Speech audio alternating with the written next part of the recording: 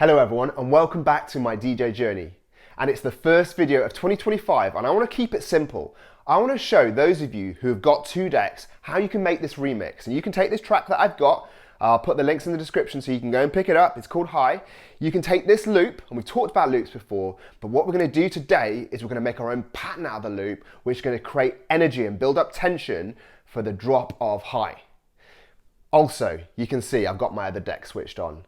If you do have an extra layer on your all-in-ones or you've got an extra physical deck, then I do have an acapella here which you can also use, or you can use one of your own if you want, just to add a little bit more spice to this remix. And if you can stay to the end of the video, I've got some bonus content for you on how you can get your hands on one of these. Let's go. So let's get started and I'm going to show you what I'm going to do today.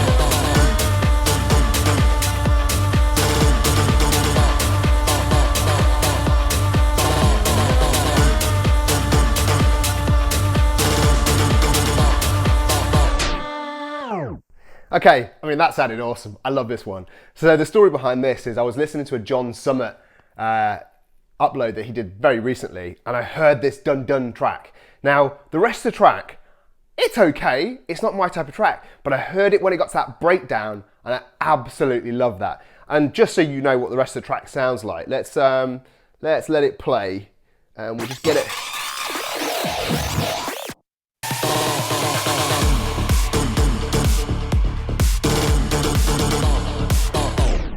Now I like that part of the track. What I didn't like was the build up to it. So if I just go a little bit back here, I didn't like how it was playing around this area.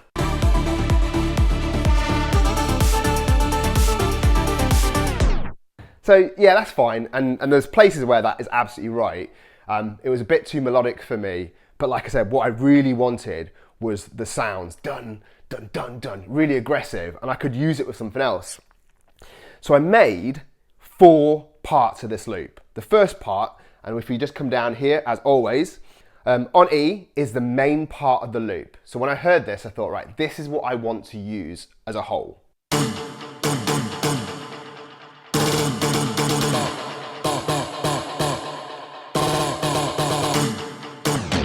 That's epic. I absolutely love that. So then the next idea I had was, well, we know how to create loops. You could just set that off with another track, and we'll get onto how I made that decision on that track in a second.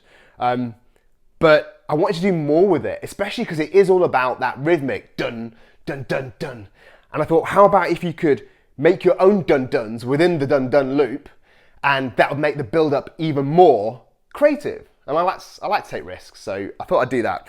So what I did was I created these 4 separate parts of the same loop within the loop. Now I actually only end up using E, F and H, although G lives in here and I'll show you what each of these looks like. Come down here a sec. Okay, so I've got 4 loops set up here, but they're all part of the same loop. What I did with that demo that I showed you is we've got, if I just hold this here so it doesn't start, I know you can see H here if you look closely, that is H, but behind H, behind H is G, is F, and is E. So what I've been doing is, I've been cutting down the loops by half each time. So the very first long version of this is 4 bars. Let me just show you that.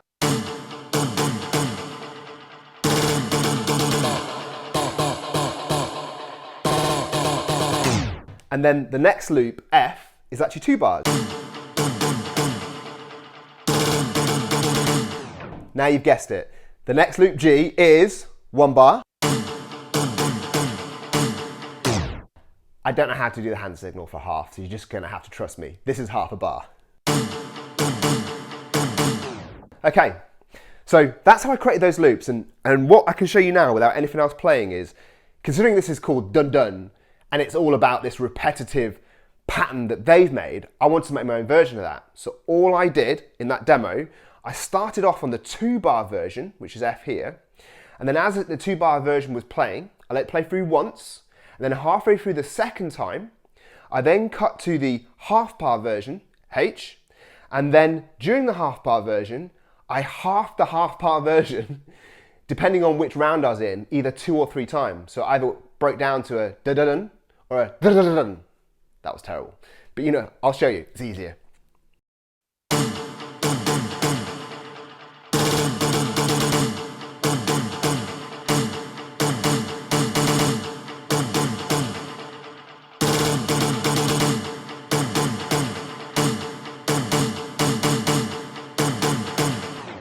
So that's how I made the pattern with the dun-duns. It's fairly straightforward. It takes practice. I'm not going to lie and say that I got that timing right first time round. I've got quantize off. I think if you play with quantize on, quantize off, see what feels more comfortable for you. I tried it with quantize on, and much like a pianist who's going to play at a concert in front of a live audience, they don't just turn up having learnt the piece before, the day before they're playing. They've practiced it, and it's the same with this. You've got to practice your timing on these loops. If you're going to try this out live, it's all very well at home practicing it, but if you're going to try it out live, you do not want to make mistakes so it sounds absolutely off like this.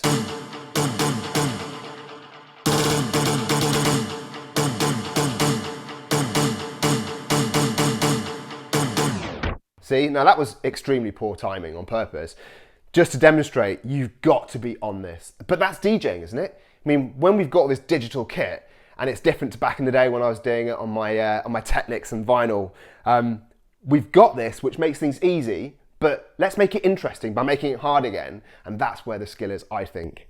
So over here, I've got a track called High. I'll put the link in the description in case you like this track. In fact, I'll put all of the tracks in the description, so you can go and try this for yourself. Now with this, if I was playing this as part of the set, this would be the track that was playing, and I'd be messing about with my loops over here at different points, at different intervals. But for the purpose of this, because I made a short, I created my A point, I think it was 96 beats out before the drop. Now I'm not going to let that play for the full 96, but if I was to hit here, you'd hear it start, 96 beats later, it would then get to that drop point. Now what I've also got over here is I've got one of my outro cue markers, so I know when to start, because I've got an acapella over here. So I know, because there's so much going on, when to kick off my acapella. And I've got that, let's just see where that is. Let's see, I think that was about 32 beats out. It's actually 34, and I'll tell you the secret to why that is in a second. But we'll say 32 beats out. So on this track, we've got High, 2 markers in it, 96 beats out, and then I've got my H to let me know when to kick off this No No No. Now really, if you forget No No No, that is an awesome remix. Bear in mind, you don't want to get this loop going so often that it becomes tiring. Bear in mind that this has got its own bass, so what you're doing over here is quite heavy. On my speakers, it's okay, they're only 600 watt speakers, maybe if you're playing out somewhere else, and I've got this bass actually up at the moment, probably should have turned it down really. It might get a bit overpowering. So you just be aware that you've got 2 heavy noises going at the same time. So you still got to be on your trims. Now, like I said, this is an easy remix to do, but it's difficult to master the timing. So if you want to try it, have a go with this. Only need 2 decks. Now I said at the start, what you can do to make this a little bit spicier is I've got this No No No acapella, and I just want to show you what I did with that quickly. Okay, so we said we were going to add this acapella in to make it a bit spicier. So this is if you've got that extra layer, you've got that extra deck, and you want to just add that extra little bit into this. Not necessary, because I said this is an epic little thing that we can do already. But for this, I've got this acapella No No No. Now I said before that I'd actually set the my outro marker on the other deck not at 32 beats out, at 34 beats. Now the reason for that was, as this track is building up, what I wanted to do was introduce this vocal, so almost the audience hears it come in as the dun-duns are building, and then when it drops, then you release this again for the second time, and it gives it even more impact. Now let me just show you what that sounds like very quickly. So what would happen is, this is coming up to H, which is my visual marker for when I need to let it go. I'll just go a couple of beats before that to give me some time.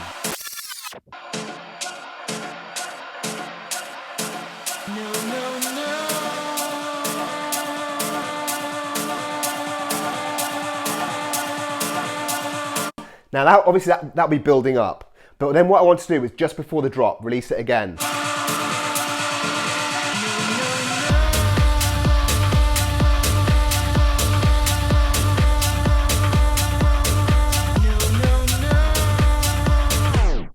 So you can see the trick with this a cappella is, you actually don't want to release the no, no, no on the drop, because then it wouldn't have the right energy. In fact, let's just do that to show you what I think. And this is up to you. You can do it how you want, but how I think it should sound versus how I think it could sound. Now, this is what I don't particularly like if you do it this way around. If we go back to the drop over here, and we're going to release it at the drop.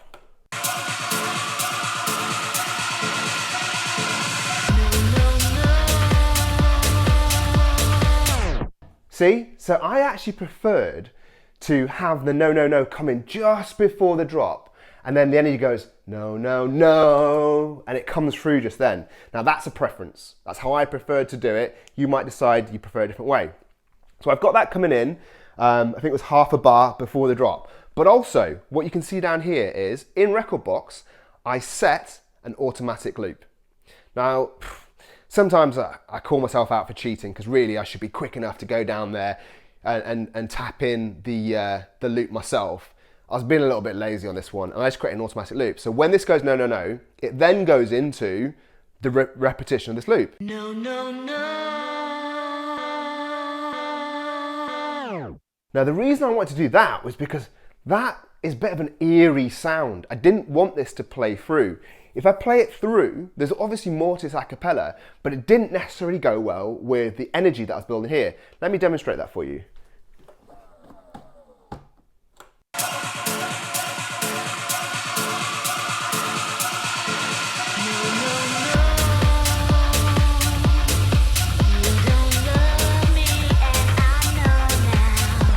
See? It didn't work. Now I noticed that straight away when I was making this a cappella, and you've got to work with what you've got. So I decided to create this automatic loop on the no, no, like that, to keep going around, and I can keep re-dropping that as you saw that in the demo, and that's where I got that energy from. So that was it. That was the first remix for the year, and I wanted to do something really simple, where I'm only really using 2 decks. I know we had that bonus one in there, but we've got the 2 decks here, and you can also go and copy this. I'm happy with you going to do it. This is why I make these. I want other people to either take these and have something to practice for yourself, or take these and you think, oh, I could make that better, or you learn something from this and you go and make one of your own from scratch. Now, speaking of doing it from scratch, there is one thing I didn't mention that I want to just talk to you about briefly.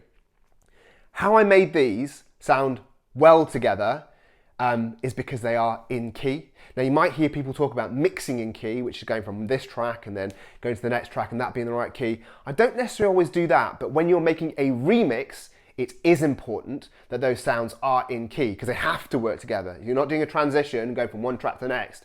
This is the track. So, because I wanted to use Dun Dun, this is in the key of 7A, which is D minor. So when I was looking for a track that worked with it, if you go and look for the Camelot key, which is about mixing in key, just Google that, also the Camelot wheel, I found a track called High, which is 8A. Now 8A and 7A are on the inner circle of the 2 circles you'll see on that Camelot wheel. And when you have something in one key, you can use a track or a sound either to the left or to the right of it. So if you go and Google that, you'll see what I mean. So this being in 8A, it means it works harmonically with 7A, so D minor and A minor. And then when I found No, No, No, that's in 7A, so D minor as well. So these two naturally work, and they work harmonically well with high. So I just want to share that with you. So if you're starting to do some of your remixes, you're thinking, why doesn't that sound quite the same? You know, if you're mixing it up and you're not using exactly the same acapellas that I've got, remember to go and check what key you're playing in.